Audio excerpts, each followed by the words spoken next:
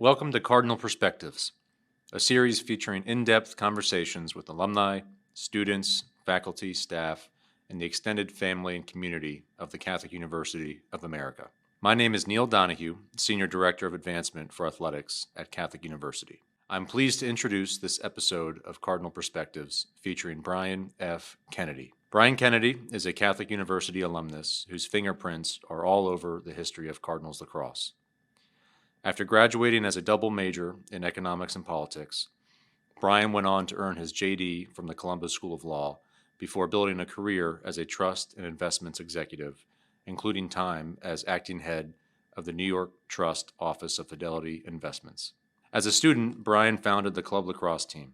Over the decades, Brian has remained one of the university's most active and devoted alumni, playing a central role in building and sustaining the lacrosse alumni community, bridging the gap between the club era and the varsity program, and keeping generations of Cardinals connected to one another and the university they love.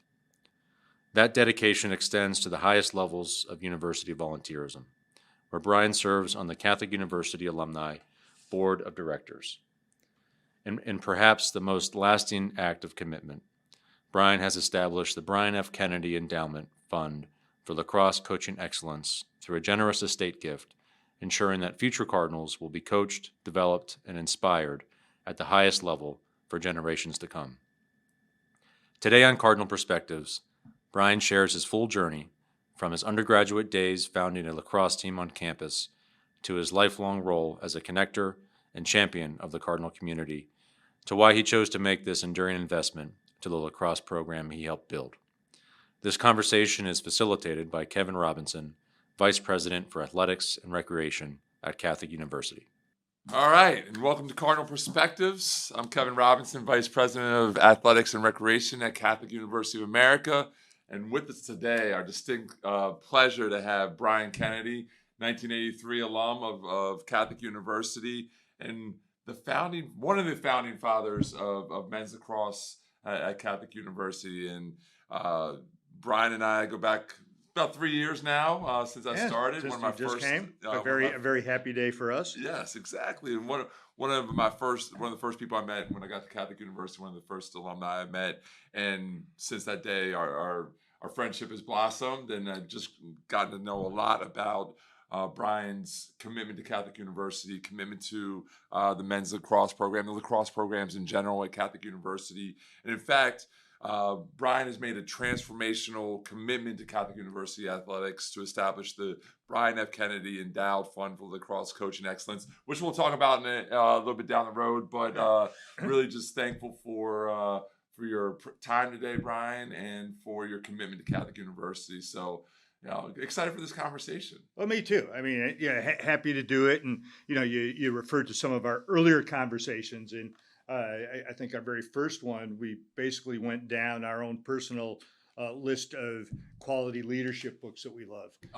And Legacy, let's go. James Kerr. Sweeping the Sheds. Yes. And for those that don't understand, this is about the New Zealand All Blacks. Sweeping the Sheds is about no matter how good the player on what is maybe the best rugby team in the world, you swept the sheds. You made sure everything was taken care of. No detail was too little for you to care about, which is part of what Catholic University Lacrosse is. And I can say, having read some of the leadership books that Kevin has recommended, it's what Kevin's about. So to be here to be having a conversation with you today is just really something I value. Thank you. And like I said, I value all of our conversations, Brian. Like just that commitment to helping our student athletes have the same type of experience that you had, and even take it to another level is just awesome.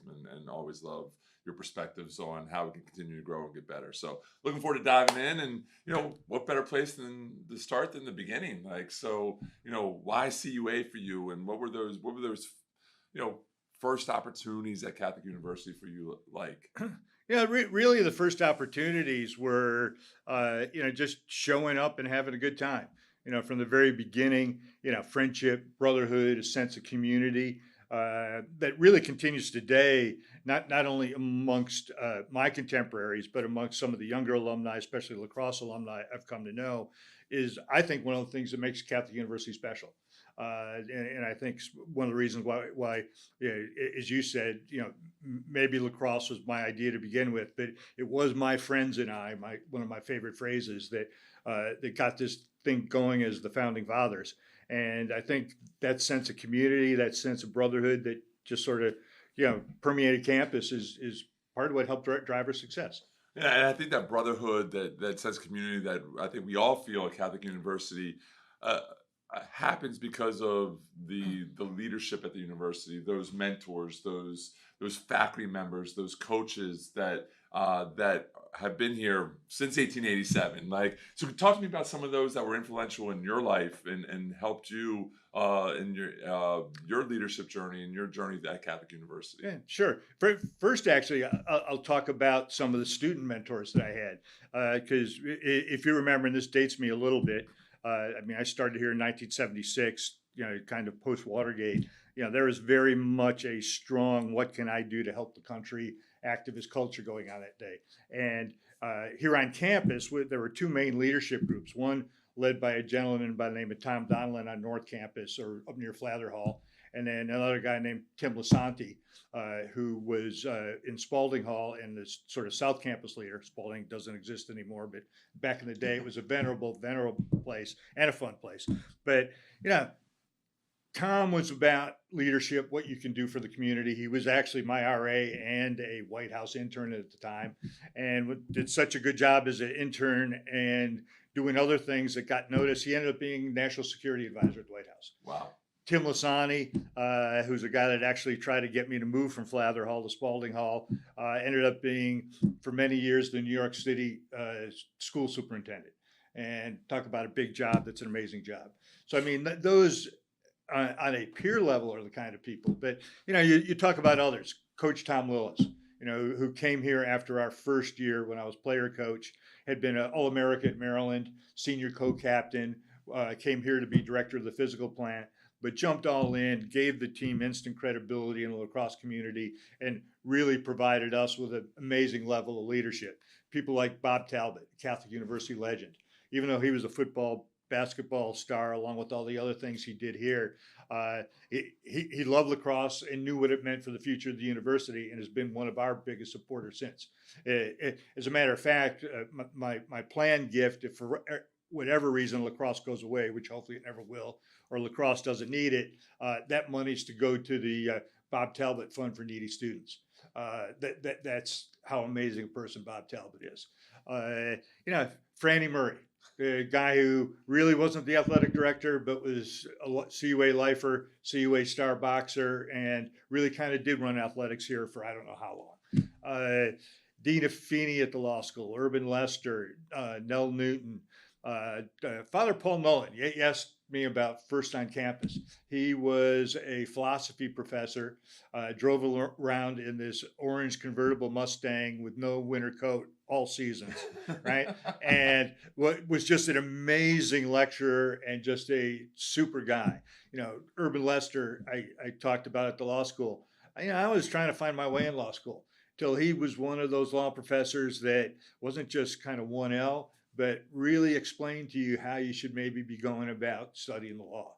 And that was transformational in my experience. So people like that, I've been extremely fortunate to have as part of my life here at Catholic. Think about all those amazing people. I know there's a ton that we haven't spoken about yet, and some of those teammates that we'll talk about here in a little bit. But, as we look beyond the brotherhood and that sense of community, what else did CUA give you that you don't think that you would have gotten anywhere else? I think it's that close sense of community, right?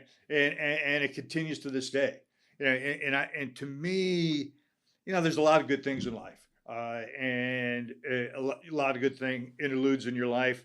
But I think one of the true senses of what has the highest level of value is when something has a level of sustainment. It continues on for years. It does not go away. It retains its strength. And I think it's that sense of community that probably be the biggest thing that I would talk about in terms of Catholic. Well, and that's great. I think the one thing that you brought to Catholic University that maybe was very distinctive was the game of lacrosse. And so, when did you pick up that first lacrosse stick? Like, was it freshman year at Catholic University, sophomore year, or was it before that? It probably had to be before that, Oh no, because definitely yeah, before that. I remember the yeah. first day. It was I went to high school in Christian Brothers Academy, Syracuse, New York. We are the brothers, and the brothers are great. And other friends of mine here that went to other CBAs, we have an ongoing, discussion as to which CBA is the better one. But we have great pride in CBA Syracuse. As a matter of fact, my 50th Jubilee reunion, along with the graduating classes this weekend. Oh, congratulations! Thank you. We're That's really looking awesome. forward to that. But I started my freshman year at CBA, and I still remember my first practice. We were all out there playing with wood sticks, and nobody had hats or gloves on yet.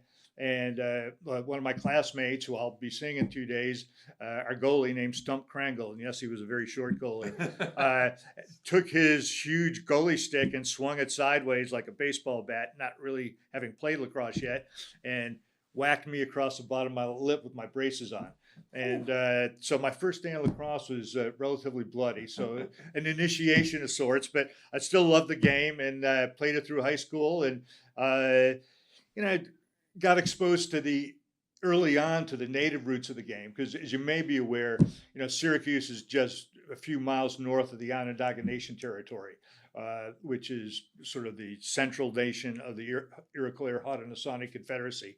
And for my first wood stick, I actually went down onto the reservation, and God rest their souls, Louis and Alfie Jacques, two of the master stick stringers of the nation, actually made me my first stick. Oh my gosh! What an honor that is! Like when you think back on it, I mean, I'm sure at the time it's like, hey, I got a stick, but now it's like, just that honor that they made that stick for you. But both things. Actually, it was cool at the time because going on the res was an adventure, right? And believe it or not, my dad wouldn't take me to the res, but my mom, who had her own, Dolores Kennedy, who had her own great sense of adventure and was at our very first Catholic lacrosse game, she actually is the one that took me to Louis Jacques' stick stringing barn twice. And it was to, at that time, did you know, Louis and Alfie? No, but I mean, if you Google anything about the wooden stick in lacrosse, and all you're going to see is Louis and Alfie Jacques. I mean, they're the pantheon of the wooden stick. Not that there aren't new master stick makers today, but they're the guys. And so, yeah, to think back on that being one of my first experiences of the game, truly a gift. That's awesome. And where how did that love grow? Like, for the game of lacrosse, you talk about going on the res to get that stick from Louis and Alfie, and the first instance of playing, you're getting hit across the mouth. I'm sure that didn't encourage the love for it, but how did that love grow in the game of lacrosse? Well, actually, first probably comes out of where it started, right? I mean, I'm a hockey guy too, and I was a hockey guy first. Yeah, I was gonna bring up the other wooden stick. Yes, I enjoy hitting people with wooden sticks. I'll come clean. But it's actually one of the great things for a young person about those sports is you can hit people with other wooden sticks and not get in trouble. Don't tell anybody I said that. But I read a book by one of my hockey heroes, Stan Mikita, Chicago Blackhawks star, both the most valuable player, leading scorer of the Blackhawks during the 60s. And if you've ever read a how to do sports book by one of your sports heroes, there's typically a last chapter that says, what should you be doing in the off season? Well, Stan Mikita told me I should be playing lacrosse in the off season. So guess what? I looked to see if we had a lacrosse team. And then secondly, in 7th grade in Syracuse, New York, and this is really progressive for the time, your first half of social studies was a study of what was then called the Iroquois, now called the Haudenosaunee Nation. Wow. Oh, amazing. And a huge part of the culture and the lifestyle is the medicine game, lacrosse, the game that they invented, the truly first American sport. And it talks about the cradle stick that you're given when you're born, the last stick you're buried with when you die, and how important the game is to your life as the medicine game all the way through. You're a 13-year-old kid, you're looking for a cool thing in your life, and you start reading this, and you're like, hey, show me more. Show me more. Oh, absolutely. Talk more about those values that you learned through lacrosse. Like, you talk about that love and when you're a 13-year-old boy playing the game. But what other values or lessons has it taught you? What does lacrosse really mean to you? Well, at a really fundamental nature, it's such a fun game that when people used to ask me, Brian, which sport do you like better, hockey or lacrosse? And I would tell them, I would say, actually, I like playing a hockey game better because there's the skating, right? But if I had to practice a sport, it would be lacrosse. There is just something about holding the stick, feeling the power of the stick, the coolness, for want of a better word, of the feel of stick handling and throwing the ball around. Uh, and you eventually, even as a non-native, get to have an appreciation of why it's called the medicine game. And part of that is the fact that some of the values of the game that whole approach brings is it's not just whether you win or lose. Don't get me wrong, win or losing is important. Got that, Coach Donnelly? Yeah. But the way you carry yourself, the way you treat others, the way you treat the game is something that I, fortunately for me, has been part of how I was introduced to the game and stays with me to this day. That's awesome. Well, I wish you would have picked up the orange round ball, but like we'll forgive you on that one. I want me to tell you that story. I will save that one for another time. Okay. We'll save that one for another time. But it's funny now that my daughter's actually playing lacrosse, and my sisters were very good lacrosse players. But I'm starting to pick up a stick and toss with my daughter. And there's something about the extension, the stick being an extension of your body, like, and being an extension of your arm. That's really pretty cool. Like, Yeah, very much. I'm starting to get it. I'm starting to understand it, which is awesome. Now you take those ideas that you learned in the high school and in the love of playing the game. How did that idea of starting a lacrosse program at CUA come about? Like, was it from that love in high school and just wanting to continue playing it, or what was it that made you want to start it at CUA? Well, a couple things. I mean, as I've shared already, I just play and love the game, Yep. and it's fun to play. And I found myself here, and and for a variety of reasons, at the university without a lacrosse team, and I decided I wasn't done playing lacrosse. And a couple things came to mind. Is number one, why don't you start it or started here? And I was fortunate in high school, and at the time, it's kind of how you talked about. Maybe I didn't realize the special of Alfie-ness of Alfie and Louis Jacques at the time, right? At the time in high school, I was part of the very first varsity hockey team at Catholic University, and one of the first varsity teams at lacrosse teams at not Catholic University, Christian Brothers Academy. My lacrosse coach was John Plume. My hockey coach was Mike Smith. They were good friends. They essentially bootstrapped these programs, right? And we were the first players. So do I know that at the time I was smart enough to know I was learning that you could do cool new things and you wouldn't fail and they would happen? Probably not. But do I think that for most of us, if you get exposed to the successful behavior of something you enjoy, that it's maybe going to be a motivator, whether you know it or not? And I've told both Coach Plume and Coach Smith that I think Catholic University Lacrosse owes a debt to some of that example that they shared. And then, I just started walking around with a lacrosse stick, and then lots of things happened after that, many of which I'm happy to share with you. Well, it's great. Well, let's talk about the sharing. Like, you're walking around with a lacrosse stick. I'm sure that generates some notoriety, some wonder, some curiosity. Who were some of those people that got curious about the game of lacrosse and helped you start it? Like, and who became those key members of your group? Like, that were curious about the game. Just seeing a young man from Syracuse, New York, walking around with the stick across campus. Right. So you're talking about the other founding fathers, and like the names there and the stories too are so numerous that I could go on and we could have a whole session just about there. But some of the ones that I really like to mention, primarily because of both their on and off field leadership and their continued support to this day, are people like Joe Malley, John Mastrangelo, Joe Owen, Matt Conley, our first goalie. Joe Malley had actually been a swimmer at Bergen Catholic. And, we kind of had two guys that came out for the team, one who had played some other sport and wanted to try lacrosse, others who we identified had played lacrosse in high school. And those two would include John Mastrangelo and Joe. John was actually a transfer from Franklin and Marshall, where he had been a standout D his freshman year. And then Joe Owen, who had actually spent some time at CBA Syracuse, but graduated from Scanty Atlas High, and I'll be seeing him later in the summer in Western New York. He was a standout defenseman, and all of them provided a measure of leadership that really helped change things. And even to this day, like Joe Malley, we have our Coach Lillis Begataway of the Right Way Trophy that we award annually to the player who sets the best example both on and off field. I may be not using the exact right words, but that's essentially the gist of it. And that was Joe's initial idea in terms of making sure we did it and making sure we came up with an appropriate name for it.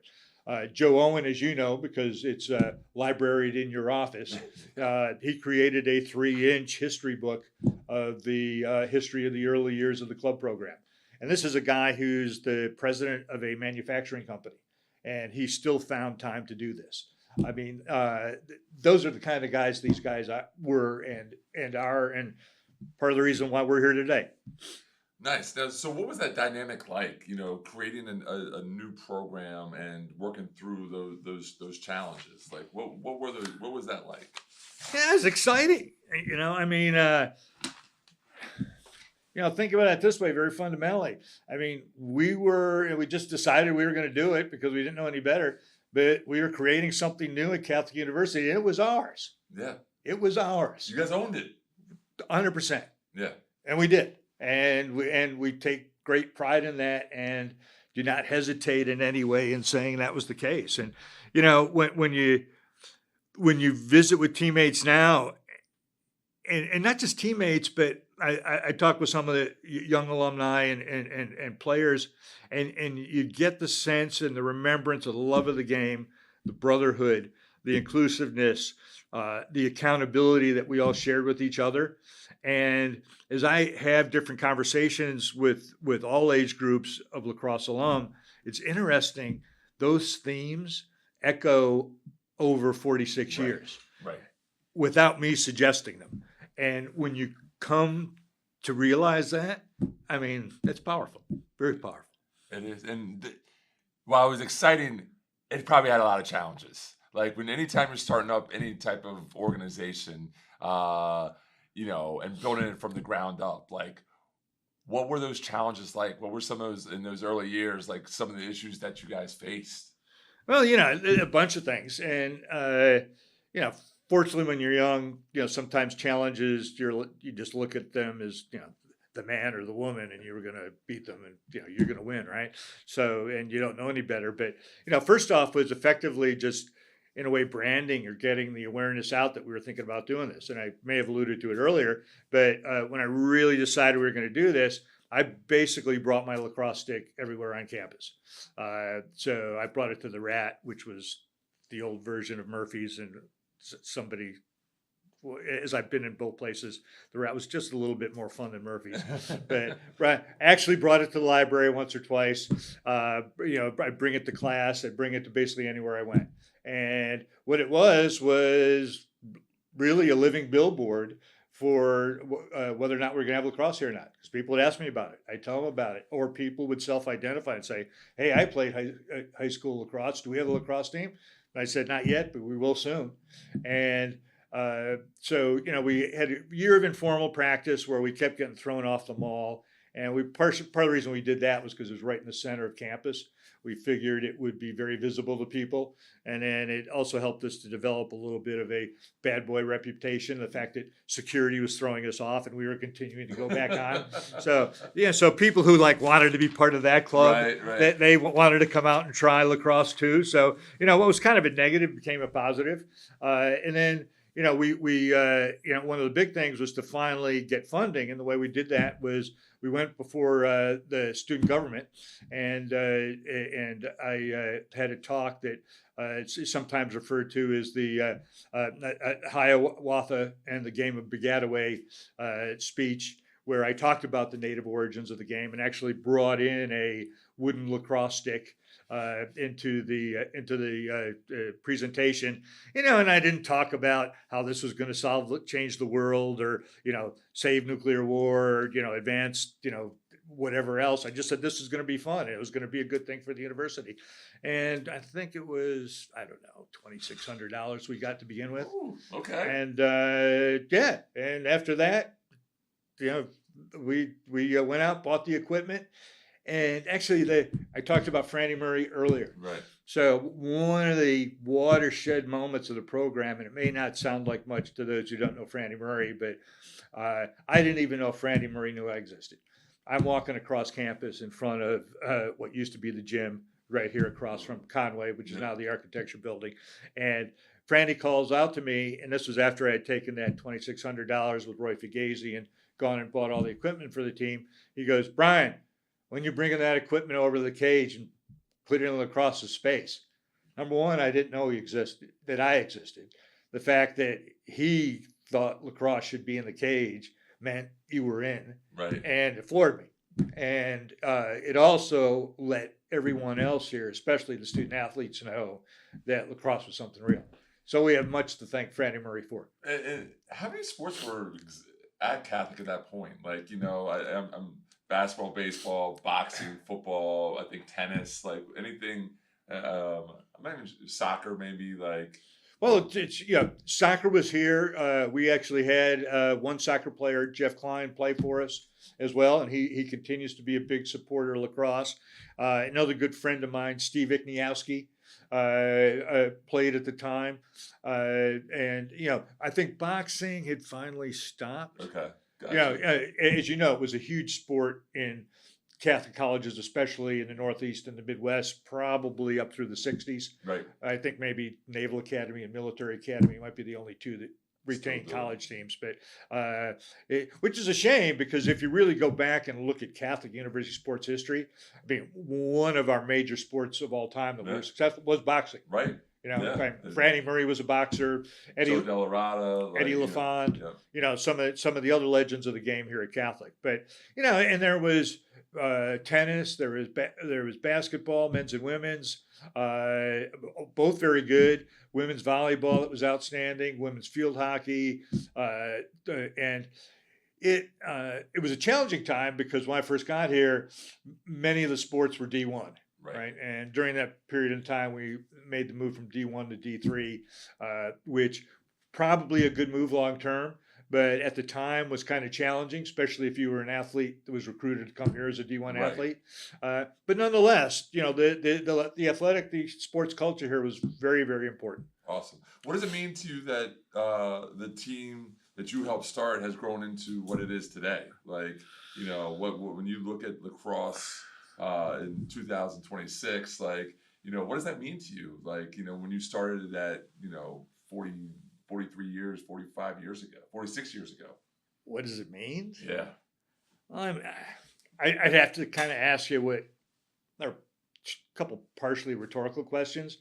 First off, what does it mean? But, first off would be, how many athletes have played collegiate sport? And that would be a lot. Right. D1, D2, D3, NAIA, and however many years each one of those has been around.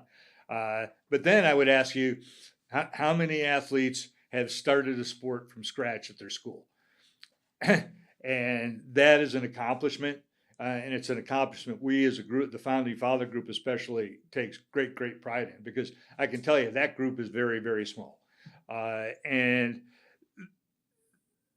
you then magnify it by the fact that 46 years later, hundreds of men and women who've come here as student athletes have played lacrosse. And as I've shared earlier, have had an experience that has been very similar to that great experience we had. Right. And to know that whether you were doing something that you thought was kind of fun and cool as a young knucklehead, and to know that it's turned into something that has not just been transformative to your lives, but for like many, many other lives, it's amazing. And just to put a kind of fine point on that, recently I was at one of our home games, and I had a parent of one of our players come up to me and chat with me, and remain nameless, but they looked at me and very honestly said, Catholic University lacrosse is the best thing that happened to my son's life. And that's something you started 46 years ago with the Founding Fathers. like, and to have that impact Yeah. in 2026. You probably weren't thinking about that, No, as a young no. kid walking around with a lacrosse stick, into around campus, but then to have that impact, and I can see it too. Like when we win, the smile on your face every time, like Yeah. and even just being there, like it's just it's awesome. Like and Yeah. you're like I can see it. Like I started this. Like I'm partly responsible for that win because Well, and there's opportunities those kids are getting. And yeah, you're right. Did I really know that good a thing would eventually happen? No. But did we know we were doing something good? Yeah. So you can go back, and I'm happy to share the copy of it with you because it was a old yearbook that was actually printed on paper and bound, which they Doesn't did. happen anymore. They did back in the day. But that very first yearbook article, and I believe it's the 1980 yearbook, couple things. We talked about how this could be a very good Division III sport here someday, and we hope that happens. And I think one of the last words that we mentioned, and it may have even been coined by Joe Owen, who I mentioned before, was a phrase that was on our very first bumper sticker, which was CUA Lacrosse, watch for it. Yeah. So keep watching for it. Keep watching for it, 100%. Well, we talked about, starting the program, your time at Catholic University. Let's talk a little bit about Brian Kennedy outside of CUA Lacrosse. What was life like after your journey through Catholic University? It meandered a little bit, but you got there and then you got out into the real world. Like, what was that life like for you? Well, first, let me make one stop. Sorry. It's only because of what you just asked about that really made me think about it was, I've had people ask me whether or not we thought we were not going to succeed. And I could tell you for maybe early on when we're like, is it going to work? That general kind of thought. But once we got rolling, there was no doubt that we were going to succeed. And number one, I wanted to play lacrosse. Yeah, I'll say that selfishly. You weren't going to let it fail. No. But number two, I wanted to share the game. Yeah. I mean, the game is just so special and so wonderful. And especially as we started recruiting people and bringing them out, and especially seeing people who hadn't played lacrosse, having a great time doing it, we were not going to share the game. It was not going to be a thing here. But back to your question, I had a what would be I guess some people would say a rich career. Other people would say a checkered career. I would say rich because I've had the good fortune to do a lot of cool things. At first, I was a professional minor league ice hockey official, aspiring for a career in the NHL, which did happen for a couple of my friends, but not for me.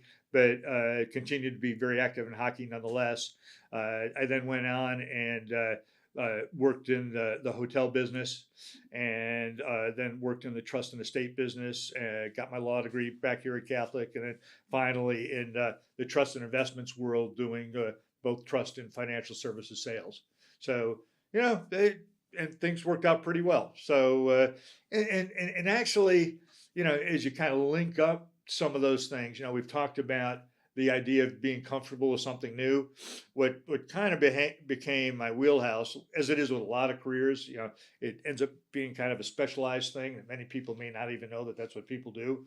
But I worked for several national firms that were starting up their own trust and investments firm, and serving what some people would call the middle class rich.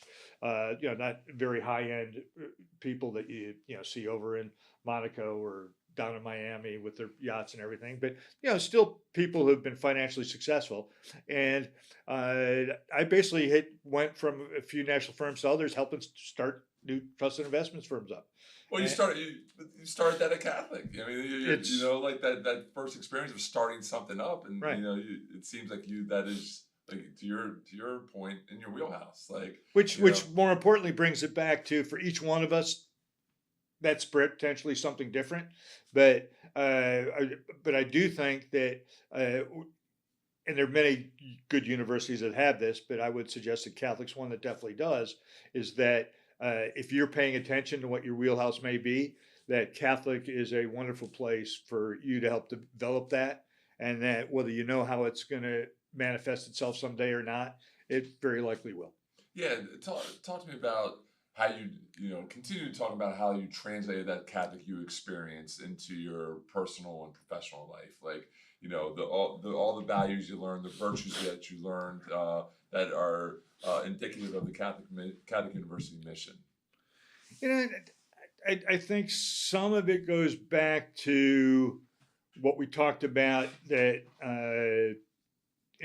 whether it's my actual contemporaries or my contemporaries with lacrosse talk about. It's that sense of appreciating the overall values of what you're doing, and that it is a value based activity.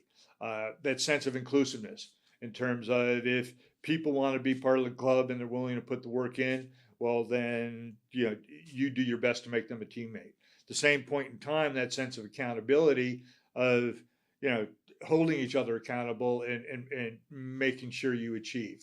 So when you look through and you see these things, it's kind of, would be a good way to say it. It's kind of a way to be, right? And it's a way to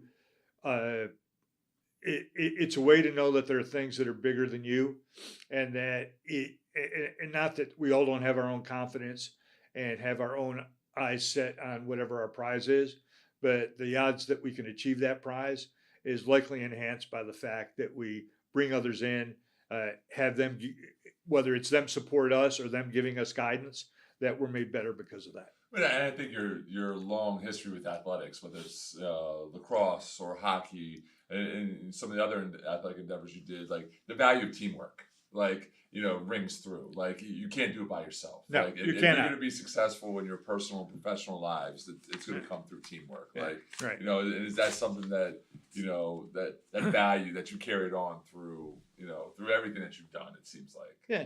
One of the other things, though, and in a way, you could kind of say, in terms of Catholic lacrosse, I was given the opportunity, in the fact that I was a halfway decent lacrosse player who came to a place with no lacrosse, right? So I was given the opportunity to try this, right? Where I think that's one of the key things to look at, because I think one of the things you're driving at is, how does the university help with the rest of your life? And I think one of the things that I learned to stay attuned to is to identify where there's opportunity, right? Because you might have great talent, you might have great intention, you might have great idea, you might even have those people either giving you guidance or supporting you, right? But if you don't have the opportunity, if that's not presented, well, you could be banging your head against the brick wall, as they say, for a long time. So that'd be the one thing that I'd suggest, but both in terms of you being aware of the opportunity, but at those points in time where you're able to create a sense of opportunity for others, two big things to be thinking about. No, that's awesome.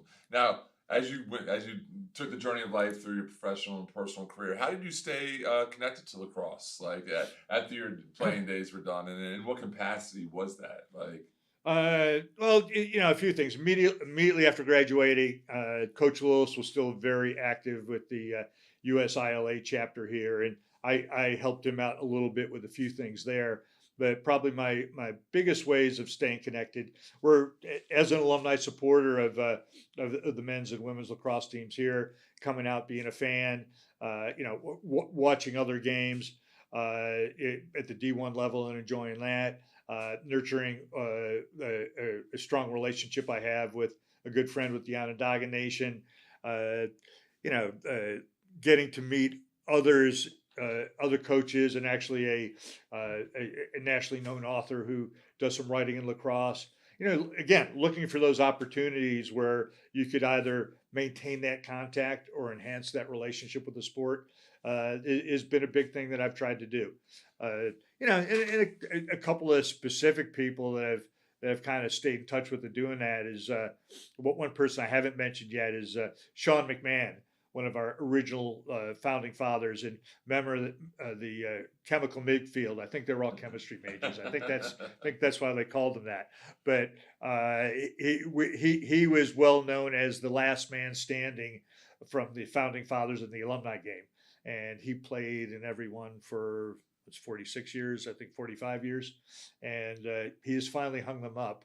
But to come out and watch him play every year really showed us the kind of resilience that you can find in lacrosse. No, that's awesome, and I think your connection with Coach Lillis we've talked about a couple different times, but Yeah. I think that connection has helped helped each other stay in lacrosse. Like like the phone calls, the visits, the watching of just lacrosse games. Like how's that relationship with Coach Lillis? Oh, I mean, that'd be a whole other episode. We immediately after graduating, he and I would be the ringleaders for the regular tailgates for either NCAA quarterfinals or the semifinal final weekend that used to happen much more frequently at what was in, I think, Bird, now Sekou Stadium out at Maryland Yep. campus. And, so we would regularly get together for that. We would go to different ILA banquet events up in Baltimore, have a great time doing that. And through the years, I've gone to visit Coach, and I'll typically go and watch. When I haven't actually gone to the tournament, I'll go and watch the semifinals of the D1 tournament with him at his home, which I actually did this year. That's awesome. Yeah, which That's incredible. Like that you guys, 46 years later, you're still watching the game of lacrosse, sharing those moments, sharing the love of the game. Oh, and I could, I would embarrass Coach if I talked about all the good things that he's done for me through my life. But let it be said that been an amazing influence, not just to me, but to others. And still 94 years young. And even though he's starting to slow down a little, we're hoping he'll still be here for a little bit. But,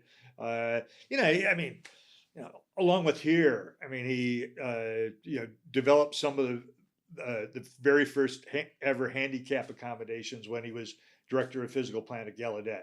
Right. He rebuilt as the head of the grounds, all of the grounds at Mount Vernon, George Washington's birthplace. He built the Beltsville Speedway, which is no longer there anymore, but was back in the day a NASCAR track.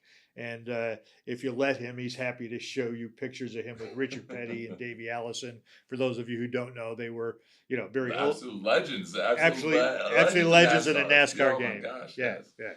That's fantastic. Now, with all those Catholic University connections and your love of the place, when did you first start thinking about giving back to Catholic University? Was there a specific moment or experience that rekindled that connection to Catholic University? I can see exactly where I was. I was having lunch with that again CUA legend, Mr. Bob Talbot, in the Occidental dining room of the Willard Hotel. He was raising money, I believe, at the time for the Dufour Center and the athletic complex, and he plainly told me that I was important to the future of Catholic University athletics and lacrosse. And Wow. I know I'm not the only one he told. My buddy Vinny Sika, head of the athletics board of visitors on the board of trustees, great guy, even though he's a football player. But I kid. But he said the same thing to Vinny, because Vinny and I have talked about this. But think about it. You're whatever, I don't know, 20 something, and a man who's a legend here at the university tells you that you're that important. What do? Yeah. You write the check. You write the check. You give. Yep, you give. Yeah, that is awesome. What other people kind of helped you through that, and gave you that support during your time at at CUA? Here's another place where you start naming names and you get afraid of leaving off somebody who's like really important, because there's so many important people. But people like Patrick Dwyer, who used to be here and used to be a colleague of yours, did athletics advancement, and then did really ran our alumni engagement and some of our other large donor engagement for such a long time, and it's now St. John's College is very lucky to have him now. But he was a huge supporter of mine as I originally did my original plan gift and talked about bringing others in. Neil Donahue, the current guy in the role, has become a tremendous friend of mine. But then there's other people like Judy Biggs Garbuio, who used to be here and head of student affairs. She helped me put together my planned gift agreement and make sure that Bob Talbot Fund for Needy Students was in there. Really helped me look at all the different areas we might want to look at it. In the end, that was the way for us to go. Dina Feeney, who was family friend, law school professor, law school grad here, and chairman of the alumni board of directors. She was a giver. Just by how much she gave to the university, and she was, without going too deep into it, being a lawyer and being a very smart woman, she was someone of very critical thought. So she did not look at the university as a completely wonderful place. No institution is, but even with her level of discernment and her very special thinking, she felt it important to give back and to support the university. And it's having people like that as your your guidepost has really been a huge, strong help for me. I appreciate that. Well, and so what other ways have you stayed involved with Catholic University athletics? Since graduation, like what other ways have you shown your involvement? I think a couple things. One of them has been making sure as much as I can to have Catholic University Lacrosse be a special group and be a group that all of us over the 46 years identify with and value, and staying in touch with people to make sure that happens. I've talked about working with Joe Malley and setting up the Tom Lillis Piscataway of the Right Way Trophy. We've talked about my support. He really did all the work of the Joe Owen history book. But there's also been my friendships with people like we talked about Vinny Seco, Mike Tryon, who is a baseball star here, and I shared Orioles tickets with, along with Speedy Ikniowski from the soccer team. Pete Jones, who was on, was it 1978 baseball team that went in the Hall of Fame? Yeah, 77. 77. Yeah. Pete was on that team. He and his wife Michelle, who is a nursing school graduate here at the university, are great people. And and Joe Carlini, who built our soccer and lacrosse field. These are the kind of people that you want to be friends with. Right. Awesome. Now, when you look at the current men's lacrosse program, what really stands out to you about the current state of the program? The current state of the program, it's probably that consistency of values we talked about before. It's the sense of brotherhood. It's the sense of love of the game. It's the sense of if you want to be in, as long as you're willing to put the work in, you're in. That sense of inclusiveness, but the sense of accountability that once you're in, you better post and contribute. There's that word being a contributor again. And I think just knowing that's there and that's part of what we do. I mean, you go back, a couple stories. We actually tried to start a women's club as well back in the day, and it was largely Joe Malley and John Mastrangelo's idea. So I think you may be starting to get an idea why I mentioned their names early on. They were like, "Yeah, that's the right thing to do. We should try that." And so we were actually very fortunate at the time. We had a bunch of women who wanted to try, but I mentioned Steve Ikniowski. His wife to be was a woman named Colleen McShalley, who had been a Division I basketball player, and she wanted to try lacrosse. And so she came out for the team, and fabulous athlete. To this day she is. She just went in the Montgomery County Sports Hall of Fame. Wow. And great person. And we're running line drills in one of the original women's practices, and Joe Malley's throwing the ball to Colleen. And there's, some people will tell you it's because of how Joe threw the ball. Other people will tell you it's because of Colleen wasn't paying attention. That's mostly Joe who will say that. But Colleen got hit dead in the nose and busted her nose. So needless to say, when the best, most athletic girl ended up with a busted nose. A lot of the other girls weren't quite so excited about coming back. So we tried, right? And then, probably, one of the other ones would be my very last game. Father Ed Branch was head of campus ministry, had come out to play for the team. And actually, I came to that game. I hadn't played for a year. Coach called me up and said, "Brian, we don't have a goalie. Can you come back play goalie for us?" Which I did. And I'm proud to say I actually won that game in goal. But Father Ed played. And, we did, as the game went on, have conversations amongst each other in the heat of the game that teammates will when you're trying to make sure you win a game, that are, shall we say, fairly frank and direct. Okay. And I was told I can't be profane, Yes. so we'll stay with frank and direct. But afterwards, I was talking to him, and actually finally got entered. I did not know he was head of campus ministry. And he looked at me and he said, "Brian, don't even think twice about it." He goes, "The reason I do this is part of my ministry. It's to not, and all due respect to monastic orders and orders that are about being silent and praying and being by themselves. But I'm thinking," and he was not a Jesuit, but my uncle was. I'm thinking more in the Jesuit tradition of being men of the world, right?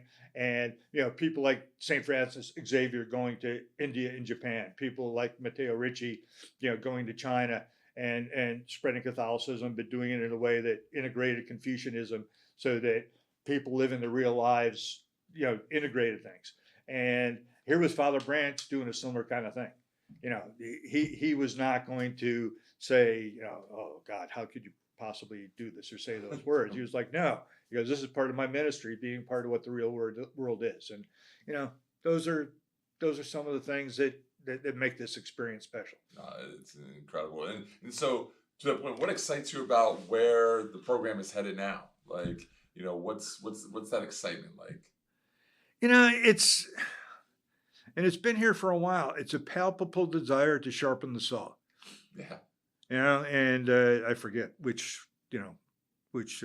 motivational person was it Stephen Covey? I had no idea on that one. But the whole idea of sharpening the saw, or as you alluded earlier, sweeping the sheds. Yep. That you're looking in terms of continuous self-improvement. And we've long done that, and we've needed to do it, right? Because we've had up years and down years in terms of on-field competition. This year we had a great up year. We've had a couple landmark championships, a couple I'm talking men's now. The women's has been obviously even more successful in terms of its conference championships and its tournament experience.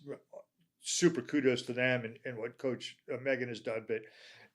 The fact that that's there, but the fact that that I already alluded to is that we search for that excellence, but we retain that set of core values that just by talking to people and almost like by doing mini focus groups, I've come to learn that whether you're an OG founding father like me and my buddies, or whether you're one of the guys that just graduated, that those same core values remain consistent. And when you see a culture that has those two things, that dedication towards sharpening the saw at the same time as you have the dedication to your core values, you got to like that. Yeah, magical stuff happens there. Very. It really does. Yes. So what prompted you to consider supporting Catholic University in such a significant way? And was it a gradual decision, or was there a turning point that led to that decision? Well, I mean, back to frank and direct, hopefully a little bit of what I've said so far kind of gives you the answer. Oh, absolutely. Right? Yeah.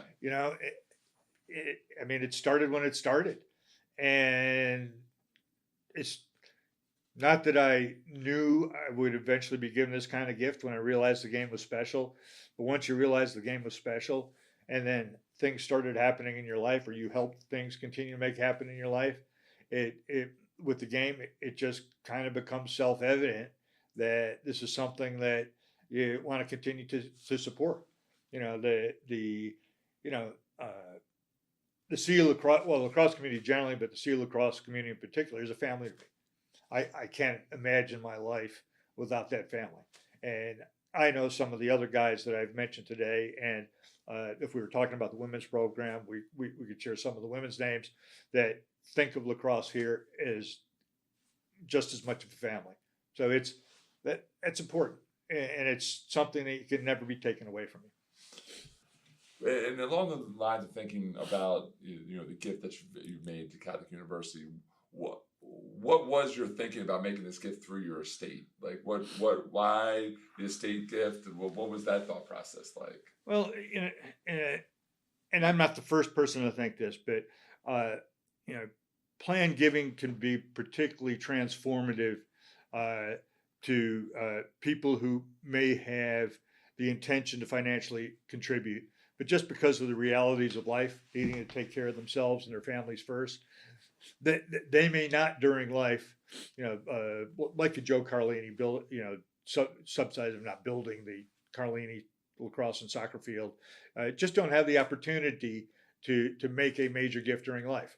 And so, although I've been a giver to the program, I really wanted to be able to say that I was going to be giving in a much larger way. And as I talked to people like Patrick and Isabel, it became obvious that really the best way to get a second bite at that transformative apple was to plan gift. Yep. Because if you can, sit down, put pen to paper, and see what you may not need to leave to others, and that allows you to make a much larger gift to benefit something that's really important to you. Well, we talked about opportunities before. Well, I'd call that an opportunity. That's awesome. Was there a conversation, a visit, like a game or a person that kind of pushed you towards making that commitment, making that planned gift? I mean, lots of things. One was, we talked about how my relationship with Coach Lewis has continued. He was probably younger than I am now when he first started coaching us, and now he's 94. And you start thinking about your 46 years, the 46 years of the program and what it's meant, and then we had, as several years back, that 10th anniversary celebration of the Lewis Award winners with the halftime ceremony. And you start having experiences like that, and you start thinking legacy. And you start thinking you want people to remember maybe maybe everyone else, maybe the program, maybe where the program came from. And, what's one easy way to make sure a legacy is remembered, but, put a name on something and maybe give a little bit of money. Yeah. Hey, regardless of the gift or not, your legacy will always be intact here at Catholic University. For better or worse. For better or worse. It will always be there. We talked a lot about the past, right. About the last 46 years, but tell me about your vision for this endowment. Like when you imagine it at work 20 or 30 years from now, what do you see? As we talk about legacy, because that's the legacy, it's the impact that endowment will have. Well, whether it's reflecting on, Coach Lewis and his transformative impact, whether it's reflecting on, Coach Smith and Coach Plume, my high school coaches that we talked about before, and how they, were both excellent coaches. I mean, Coach Smith went on to be a 3-time NHL GM. Yeah. So Coach Plume played at Colgate. So I mean, these are people with chops. That you think about that. I think about my grandfather. He taught me how to ice skate and how to ride a bicycle. Man did not know how to ride a bicycle. And if I didn't start skating, I don't start playing hockey. If I don't start playing hockey, I don't get Stan Mikita's book. I don't get Stan Mikita's book. I don't play lacrosse. Maybe CUA doesn't have lacrosse. Yeah. Right? So my original coach, and if you want, I got a picture on my smartphone. It's I'm 4 years old. It's the very first day I'm going for my very first skating lesson in Wilcox Park with my grandpa. Wow. So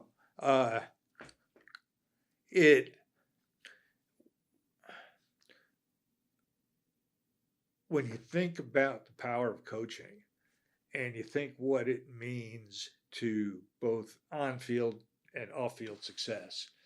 As I contemplated, how do I make this gift a reality?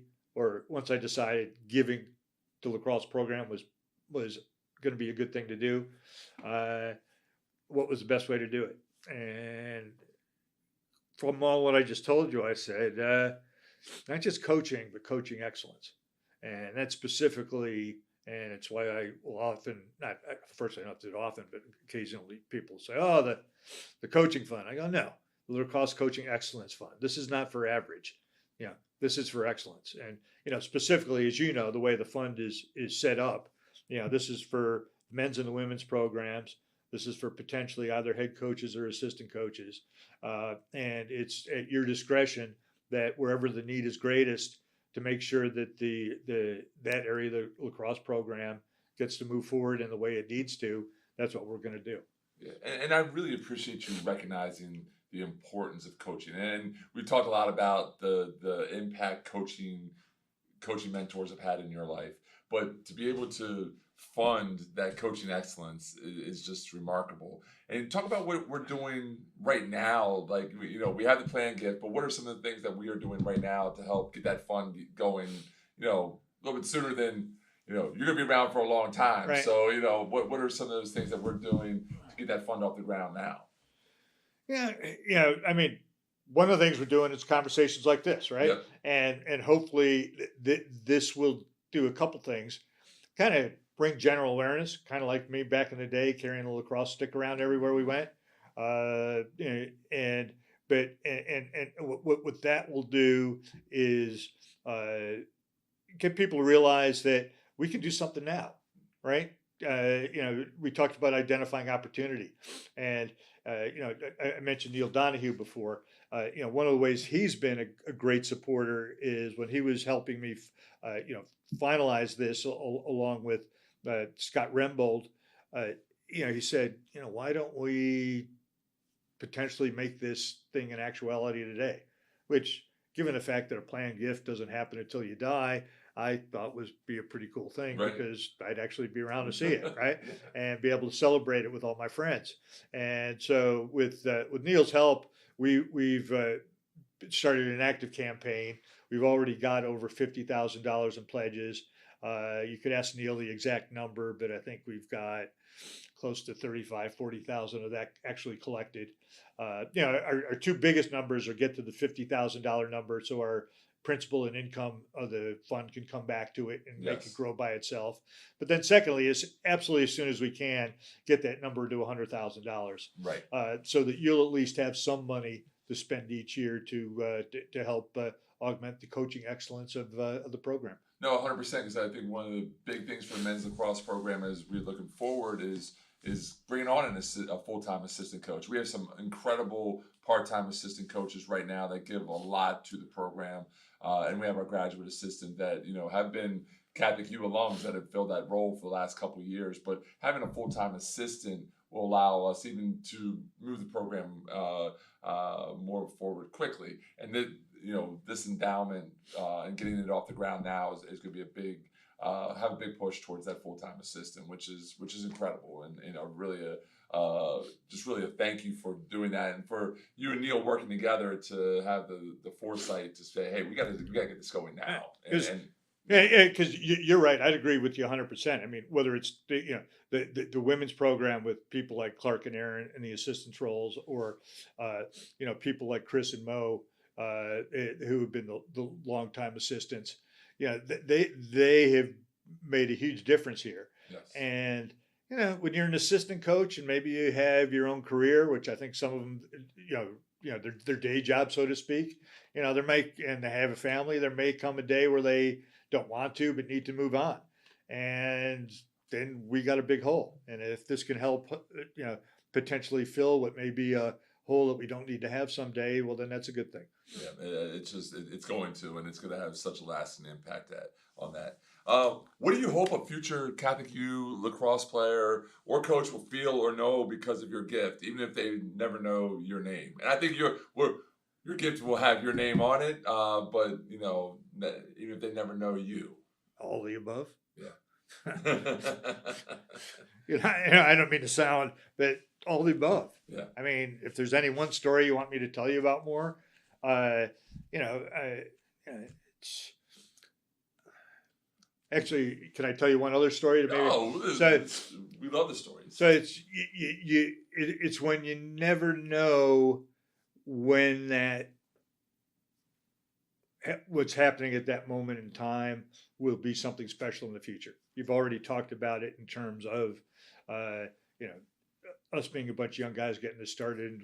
Did we know or really contemplate at the time that all these cool things would happen? No, but they did, and it's a great thing.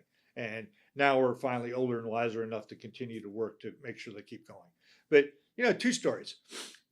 One that goes back to Mike Smith. So Mike Smith, who was studying for his doctorate in Russian studies at Syracuse University when he was coaching us in hockey, was taken over to the Red Army Sports Institute in Moscow the summer between my junior and senior year by Fred Shiro, the infamous coach of the Philadelphia Flyers. Okay. And those were the days, especially people are from the Philly area. I know we have many here at Catholic that are, of the old Broad Street bullies. And Fred wanted to learn how the Russians played so that we could beat the Russians.